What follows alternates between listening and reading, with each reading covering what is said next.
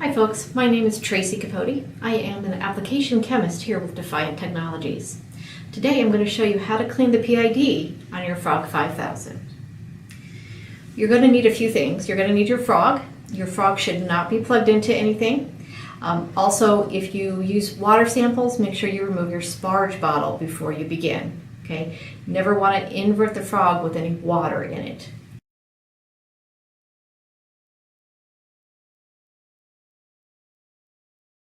Okay, you are going to need some tools. You're going to need a 3/32 hex driver and also a 5/64 hex driver. Okay, if you purchase a Defiant toolkit with your frog, those will both be in there. You will need some tweezers. You will need some lens paper. This is not Kim wipes or Kleenex, folks. This is lens paper only. You will need lapping paper. This is optional, folks, but it's really excellent for removing the organic material off of your lamp. Okay, it does need to be 3-micron lapping paper.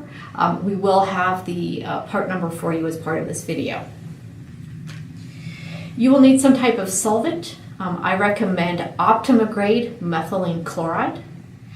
It does need to be Optima grade, folks. A lesser grade is just going to cause more problems than it solves. And don't hesitate to contact us if you need help tracking down any of these items. I've also got a glass dish, just someplace that's clean that I can put stuff.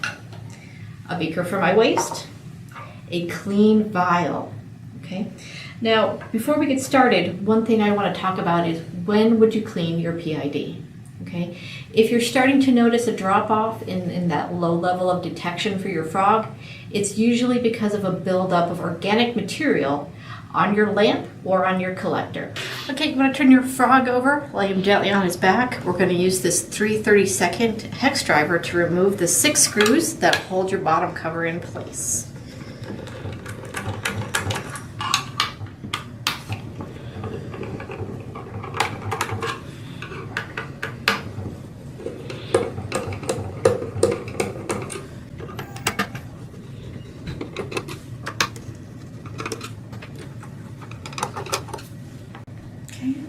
Folks, one helpful hint is that once the screws are loosened, just lift this up. If you keep it horizontal and just set it down, all your screws will stay in place, then they can't get lost. Okay. The next thing I'm going to do is just lift off this metal box. It's not screwed on or attached, it just lifts straight up. Set it to the side. Okay. This right here is our PID. Okay, so the next thing we're going to do is remove the screws. And for that, we use the 5/64 hex driver.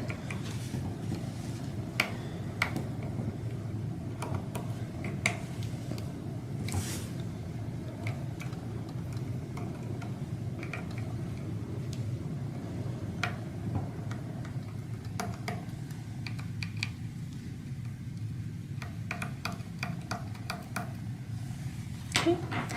Then your PID just lifts off. Simple as that. At this point, folks, it's a good idea to go ahead and put some gloves on. Especially with the lamp, you do not want to touch it with your bare hands. Okay? Wear gloves and or use tweezers. Okay? But you don't want to touch the stuff with your hands because the natural oils on your fingers are going to get on there.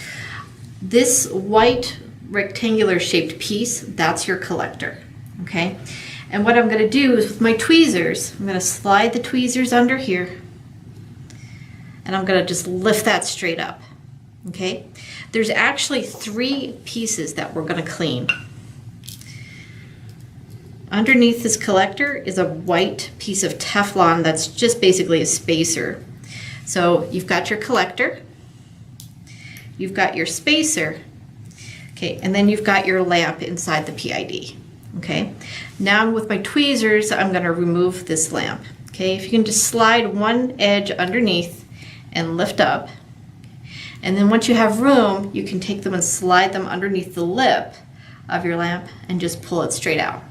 Easy as that. You will notice that there are metallic squares on the side. Those are your contacts. Okay, when we put it back in, we're going to line those contacts up with the contacts inside your PID. Okay, that's really important, or your lamp is not going to light up and you're not going to get any results.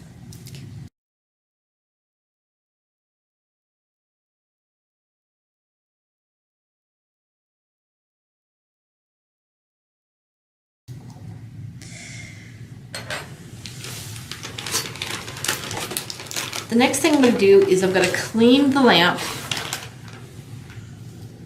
with the 3 micron lapping paper. Okay. Again, we will give you the part number, but you don't want to use anything other than 3 micron lapping paper made by 3M. Okay, has to be 3 micron. Right. I'm going to hold this lamp. Okay, the flat part on top, you just rub it in a figure 8 on your lapping paper.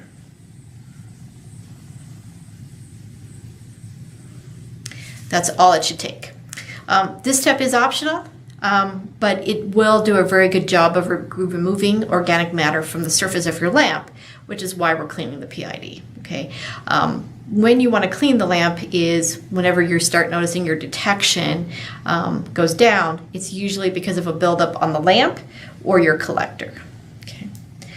Once that's done, then everything is going to get rinsed with methylene chloride.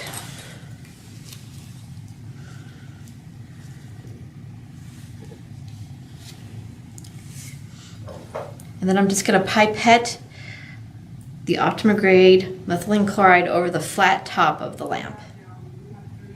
Okay, you want to repeat that 2 additional times.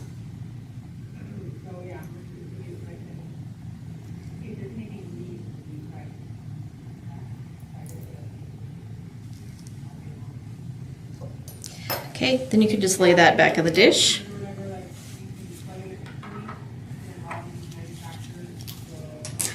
For the collector and for the spacer, I'm going to put them into this small vial. It's a clean vial, of course. Okay, those both go in there. Pipette some methylene chloride in there. And then I'm going to shake it. Give it a good shake. Okay. Pour out the methylene chloride. And then you're just going to repeat that step 2 times.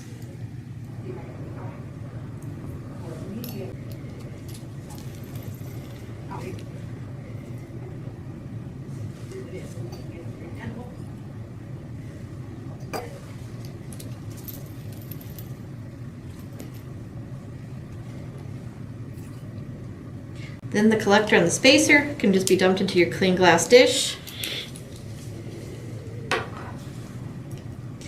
I do like to set the collector up on its pins so there's a little bit of airflow underneath it.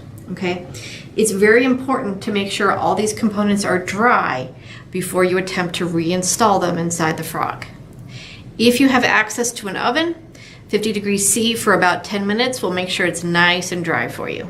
Okay, if you don't, it's perfectly fine to leave it out at room temperature. It will evaporate and dry off for you eventually. Okay, just be very careful to make sure that you don't put any solvent anywhere near your PID block. Okay, it does have sensitive electronics inside of it, and they will be damaged if you introduce solvent or any type of liquid into them. Okay, now I'm just going to go and put this in the oven, let it dry.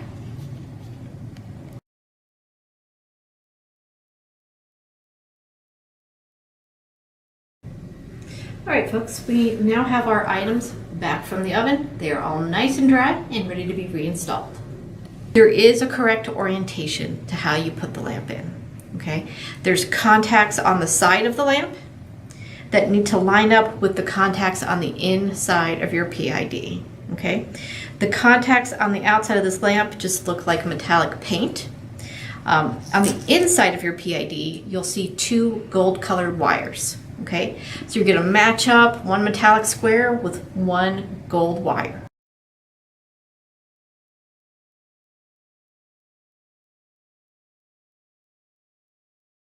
Grab it with your tweezers. Folks, if you can see a filament in your lamp, you want it to be pointed towards the inside, more towards the pins, and not the outside of your lamp. Okay, not every lamp has a visible filament. If you can't see it, don't worry about it. I'm going to make sure that I line the contacts up correctly. way. Here we go. Okay, then you can just use your tweezers to gently press it down inside. Okay.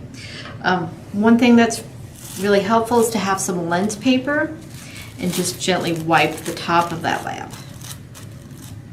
Okay, it does need to be lens paper. Please don't use Kim wipes or Kleenex or anything else. Okay, now I'm going to put the spacer on top of my collector.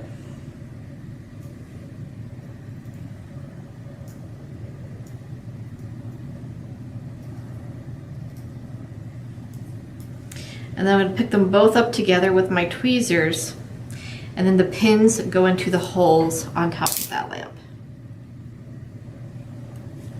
Okay, then you can use those tweezers and just press down on top of those pins until it's all the way in there. Okay.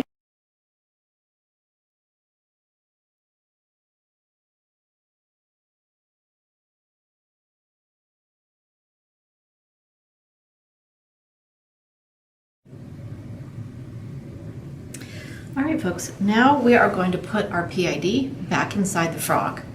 Once again, orientation does matter, okay? On your PID, there are 2 G's on it, okay? Both of those G's are gonna point towards your frog's head. Depending on when you purchased your FROG-5000, you may have an extra pin that's there specifically to make sure that you have the correct orientation. It basically won't let you put it in incorrectly, okay? We refer to that as a Viera pin. Thank you, Carlos. Once you have it in there and you have it oriented the right way, we're just gonna put the screws back in. Okay, do make sure that you hold on to these, folks. You're gonna need them.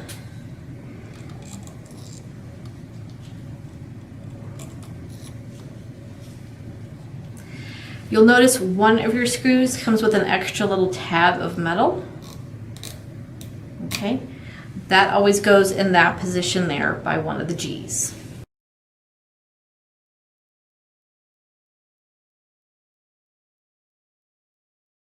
Okay, then you're going to take your 5/64 hex driver and to tighten those up. Folks, you want to do that diagonally. So pick one corner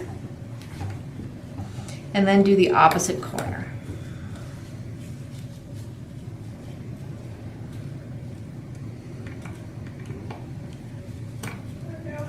Then you can get your last 2.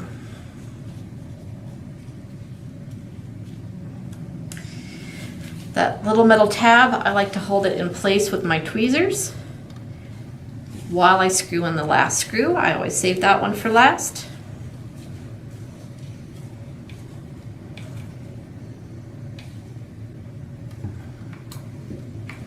Now these, you do want them to be fairly tight, so go ahead and tighten them fully. Okay, make sure all 4 corners are nice and tight. Oops.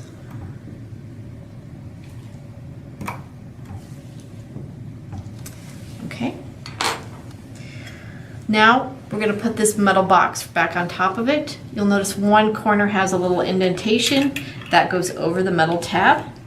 Okay, once again, this is not held in place with screws or anything like that. It just tucks down in around the sides and stays in place that way.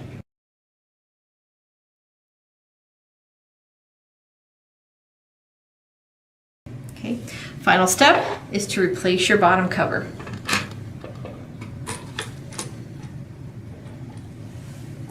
Folks, it is possible to run your frog without the cover in place.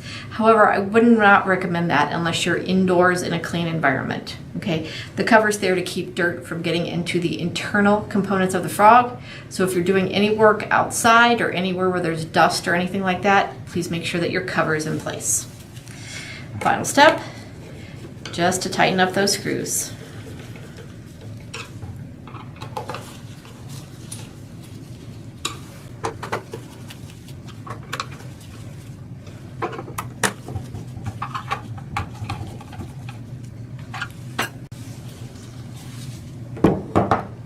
Now you're ready to go back to work. One more thing, folks, I do recommend that you run some extra blanks before you run any samples. Probably run 3 or 4 blanks before you start running actual samples for your frog. Today we just went over how to clean the PID for your FROG-5000. Please don't hesitate to reach out and contact us if you have any questions. Thank you. See you next time.